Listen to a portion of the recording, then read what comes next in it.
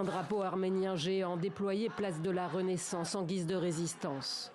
Ils étaient des milliers dimanche réunis au cœur de Stepanakert, la principale ville du Haut-Karabakh.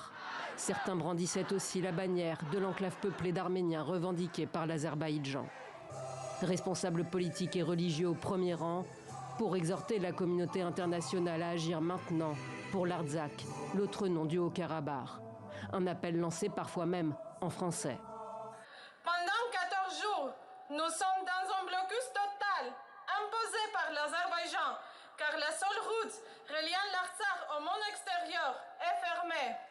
Les manifestants exigent la levée du blocage du corridor de Latchine. Depuis le conflit avec l'Azerbaïdjan à l'automne 2020, c'est la seule voie terrestre qui relie leur territoire à l'Arménie. Depuis près de 2 semaines, cet axe vital est occupé par des dizaines d'Azéris. Une mobilisation pour officiellement dénoncer des activités minières illégales. C'était une manifestation que nous attendions depuis longtemps. C'est un honneur d'être ici en tant qu'écologiste. J'ai senti que je devais participer. Des écologistes qui agitent le drapeau azerbaïdjanais. Les autorités arméniennes et du Haut-Karabakh dénoncent une mise en scène de Bakou. Cela n'impacte pas seulement notre vie quotidienne, mais également toute l'économie.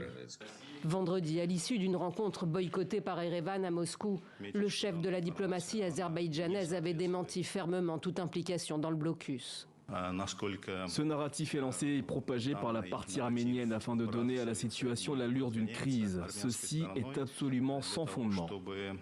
Erevan estime que les soldats russes déployés à l'issue de la guerre de 2020 ne remplissent pas leur mission. La Russie, accaparée par le conflit en Ukraine, a du mal à remplir son rôle de médiateur.